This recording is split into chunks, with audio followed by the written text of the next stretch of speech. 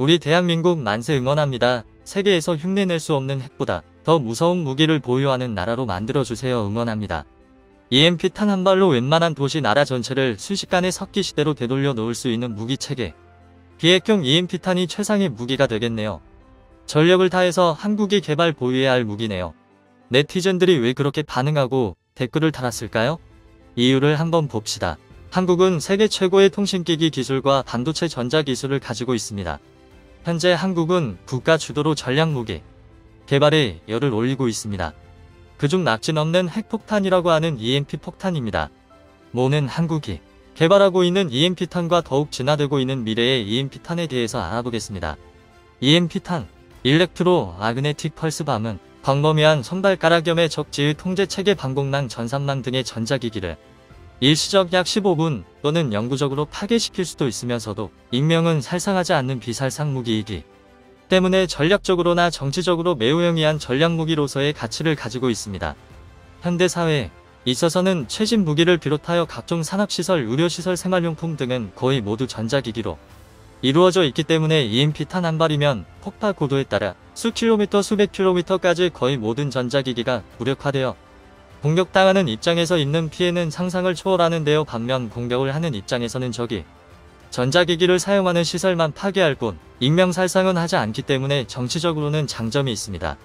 그렇기 때문에 파괴력을 높이더라도 국제사회에서 지탄을 받는 수위가 굉장히 낮고 피해 규모는 핵폭탄과 맞먹는 수준이어서 여러 나라에서 EMP탄을 앞다투어 개발하고 있습니다. EMP는 1962년 미국이 태평양 상공에서 실시한 수소폭탄 실험에서 처음 발견되었는데요. 1.44메가톤급 수소폭탄 실험 중에 800km 떨어진 곳의 관측 장비를 파괴하고 1300km 떨어진 미군 전자통신 감시 지휘 시스템까지 무력화시켰을 뿐만 아니라 1500km 떨어진 하와이에 설치되어 있던 각종 회로 차단기와 도난경 보기, 공습 경보기, 거리의 가로등 전화교환기 시스템들까지도 대부분 마비시켰는데요. 당시까지는 핵이 폭발하면 열과 빛을 발생한다는 사실만 말았을 뿐 또 다른 에너지인 전자기파가 발생한다는 사실을 알지 못했기 때문에 이 실험으로 처음 알게 된 것이지요. 그 후 액전자파 공격무기의 개념이 탄생했고 무기로서 꾸준히 연구, 개발되어 현대전에서 핵무기에 버금가는 강력하고 무서운 무기로 부상하게 되었습니다. 근래에 와서는 대표적으로 사용된 EMP탄은 이라크전과 아프가니스탄에서 사용되었다고 알려졌는데요. EMP탄의 정식 명칭은 고전력 극초단파 HPM, 강력한 폭발의 핵을 활용하거나 통신장비를 활용해 전자기파를 발생시키는 형태입니다. EMP탄의 전자기파는 펄스라는 에너지 덩어리 형태로 전자기기, 전자부품에 들어가게 되는데요. 미 펄스는 반도체 부품들의 타격을 가하며 기기의 모작동을 발생시킵니다. TV, 자동차, 컴퓨터, 휴대폰 등 반도체로 작동하는 전자기기를 모두 무력화시키는 것은 물론 모든 전자부품의 마이크로칩 반도체 회로망뿐만 아니라 레이더, 통신체계, 컴퓨터, 기동장비의 엔진과 스마트폰 등의 기능마저 마비시켜서 현대전의 기본인 정보전과 네트워크 중심의 전투를 불가능하게 합니다. 이것은 군의 지휘통제 체계가 컴퓨터 시스템에 기반을 두고 있어 EMP탄에 의해 마비가 될 수 있고 사회 기반 시설만, 발전시설, 방송망, 통신망, 교통체계와 후방 지원 체계를 마비시킬 수 있어서 확전을 방지하거나 조기의 전쟁을 종식할 수도 있는 전략적으로 중요한 무기 체계라 할 수 있습니다.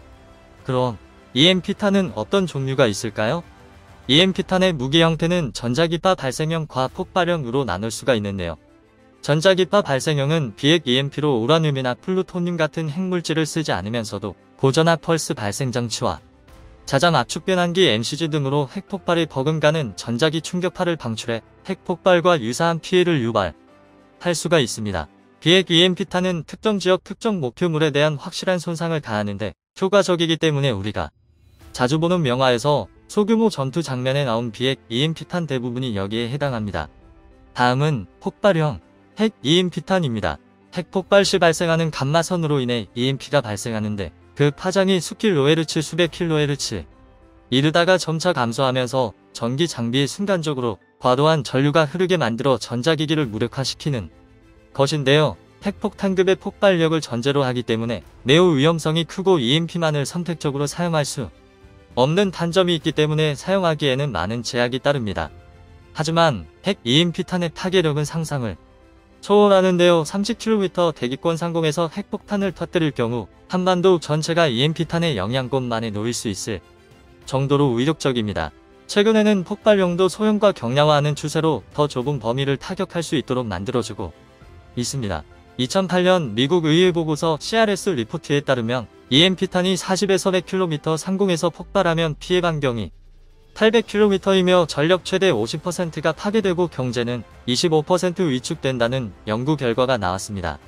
또한 피해 금액은 약 1000조 원으로 추산된다고 하는데요. 북한 EMP 공격을 미국 본토 족발로 강점해 분석한 결과 EMP탄이 400km 상공에서 1에서 2메가톤급 이상으로 터지면 국토 전반의 전자장비가 파괴되고 수천조 원의 경제적 피해가 발생할 것으로 예상된다고 합니다. 컴퓨터 차량의 전자 시스템 파괴는 물론 송전 시스템도 고장나 1년 이상 정전이 발생하며 산업 전체에 엄청난 영향을 미치는 것으로 나타났습니다. 컴퓨터 파괴는 사회 시스템을 파괴하고 철도 차량의 가동정지로 이어져 물류가 중지될 것으로 예측합니다. 한마디로 EMP탄이 터지면 중석기 시대로 돌아간다는 것입니다. 그럼 EMP탄으로 한국이 공격받을 경우 어떻게 될까요? 북한이 핵폭탄을 1.5톤으로 소형화해서 화성미사일을 사용해 충청도 상공에서 20킬로톤급 EMP 핵폭탄을 터뜨리면 반경 100km 내의 EMP 효과를 발휘할 수 있습니다. 폭발과 동시에 엄청난 전자기 쇼크가 수도권 강원도, 충청도, 경북 북부 지역을 강타해서 대부분의 변압시설과 전자부품이 파괴된다는 예상 결과가 나왔습니다. 미 정보당국과 국정원에 따르면 2012에서 2013년 정도에 이미 북한은 1톤급 이하의 핵무기 소형화가 이루어졌을 것으로 관측이 있는데 러시아 군 장성의 말에 따르면 북한은 이미 러시아로부터 고급 EMP 기술 유출이 되어 북한이 러시아의 슈퍼 EMP 제조 능력을 갖추게 되었을 것이라는 증만을 한 바 있습니다.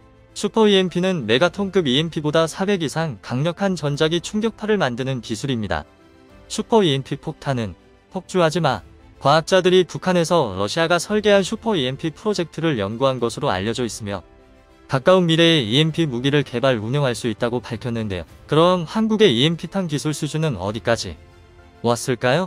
현재 한국은 핵을 보유할 수 없기 때문에 비핵 EMP탄을 개발 중입니다. 비핵 EMP를 개발하는 것은 주로 북한의 탄도미사일 이동발사대 차량텔 트랜스포터 이렉터 런처를 제거하기 위한 것인데요. 이동발사대는 이동성이 있어서 우리가 탐지도 공격도 정확하게 하지 못하기 때문에 넓은 면적을 타격해야만 했는데 기존의 확산탄으로는 한계가 있어서 확산탄과는 별도로 EMP탄을 개발한 것입니다. 또한 북한의 핵시설이나 지휘소가 주로 지하 깊숙이 설치되어 있어서 우리의 능력으로는 완전한 파괴가 불가능했었는데요. 타우러스 공대지 미사일이나 여타의 관통탄두로서도 그 한계가 있어서 관통탄두와 EMP탄 또는 EMP탄 단독으로 지하 벙커를 파괴할 구상을 각계 추진 중입니다. 아무리 지하 깊숙이 숨어있다고 하더라도 환기구는 존재하기 마련이고 전선은 연결되어 있기 마련입니다. 무선 관통탄두로 지하 깊숙이 뚫고 들어가서 EMP탄을 폭발시키거나 애초에 지상에서 EMP탄을 폭발시키면 환기구나 전선 통신용해나 등을 통하여 전자기 펄스가 지하시설의 전자기기들을 무력화시킬 수 있기 때문입니다. 한국은 1999년 처음으로 EMP 기술 개발을 시작인데요. 광운대를 포함 5곳 이상의 기관에서 연구 개발하고 있고 국방과학연구소는 부분별로 개발한 것을 통합해 실제 무기로 만드는 역할을 수행하고 있습니다.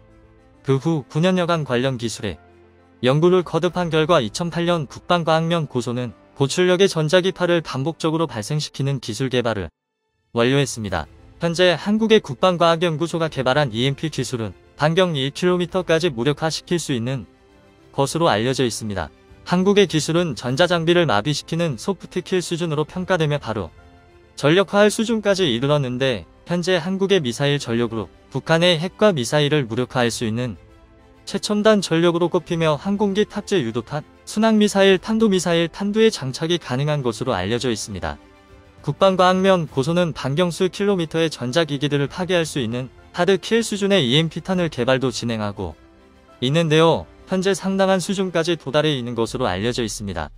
또한 국방과학연구소는 EMP탄뿐만이 아니라 HPM탄 고출력 마이크로웨이브까지 개발하고 있는데 HPM탄은 지향성의 고출력 전자기 펄스를 발산하며 적의 전자기기를 파괴하는 것으로 일종의 비명태의 EMP탄이라 할 수 있습니다. EMP탄이 고출력의 전자기 펄스로 짧은 시간 동안 발생시켜 넓은 범위의 전자기기를 무력화시키는 것이라면 HPM탄은 EMP보다는 출력이 낮은 전자기 필수를 특정한 방향으로 장기간에 걸쳐 발생시킬 수 있는 것인데 EMP는 전략적으로 사용되고 HPM은 전술적으로 사용되는 무기라고 할 수 있습니다. 한국은 2024년까지 적이 전략망 시스템을 무력화하는 EMP탄, HPM탄 등 비살상 전략무기를 배치할 예정입니다. 북한의 탄도미사일 위협에는 한국형 미사일망호 캔드 체계의 방어지역을 확대하고 미사일 요격 능력을 더 높여 대응하는 계획을 잡고 있습니다. 한국은 세계가 인정하는 첨단 전자기기 생산국입니다. 반면 한반도에서 핵무기 개발은 현실적으로 넘어야 잘 삶이 너무 많습니다. 현 시점에서 한국이 최고가 될 수 있는 분야에서 가장 먼저 그리고 가장 최고의 전략무기가 개발되기를 기원합니다.